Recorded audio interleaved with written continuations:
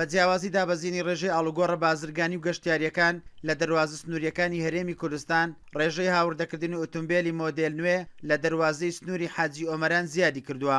ئەمەش تاکە کاڵە و پێداویستیە ئاستی جموجۆڵە بازرگانیەکان وەک خۆی بهێڵێتەوە. ئەم دەواازەیە ڕاستە سەر بە هەرێمی کوردستانەوەی خۆتان دەزان جارە هەرێمی کوردستان سەرپاراغ ینی ئەو تیجارەتێک کە بازرگانەکان دەکەن ئازادە بە چ سنوورەکەەوە بێنێتن لە شوێنێک بفرۆشێن بازاری خۆیان لەکوێ پەیدا بکەن. ینی تاجر دەتوانێت لە حاجی ئۆمران داخلی هەرێمی کوردستان بکاتن، لە باشماغ داخل بکات، لە ئیبراهیم خەلیلیان شوێنەکە حدودەکانی تردا کە داخلی هەرێمی کوردستانیش لێدا دەکاتن دیسان ئازادە ئەم سیارانە لە ناو هەرێمی کوردستاندا بازاری پێ بکرێتن یان بنێرتە بۆ دەرەوە. ڕەنگە ئامارەکانم ئێستا لە بەردەست نەبێتن، بەڵام دەتوانم بڵێم ڕێژەی ئەم ساڵ لەگەڵ ساڵی تر زۆر زیادی کرد.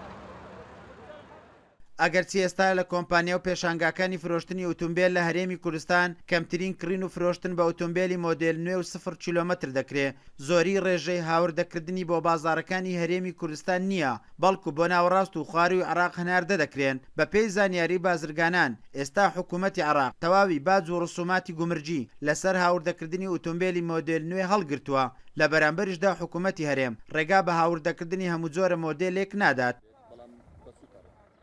بۆ ساڵانی داهاتوو لە یەکی حەفت جێبەجێ دەکرێتن. ئەمەش سێ نۆمان هەیە بەنسبەت بار هەلگرەکان 10 ساڵ 10 مۆدل ڕێگەی پێدەدرێتن. مەسەن لە ئێستاوە 2009 بۆ سەرەوە ڕێگەی پێدەدرێتن.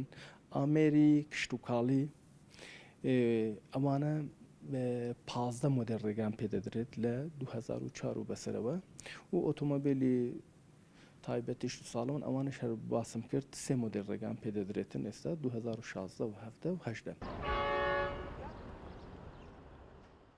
دوای دەرکەوتنی تیرۆریستانی داعش و بوونی قەیرانی دارایی بەڕادەیەکی بەرچاو جموجۆڵ و ئاڵوگۆڕە بازرگانیەکان لە دەواازە سنووریەکان کەمی کرد. لە بازارەکانیشدا کڕین و فرۆشتن بۆ ئاستێکی زۆر دابەزی، بەڵام بەپێی ئامارەکان لە سەروی هەموو کاڵا و پێداویستەکانی تر هاوردەکردنی ئۆتۆمبیلی مۆدێل نوێ لە دەواازە سنووریەکانی هەرێمی کوردستان زیادی کردووە.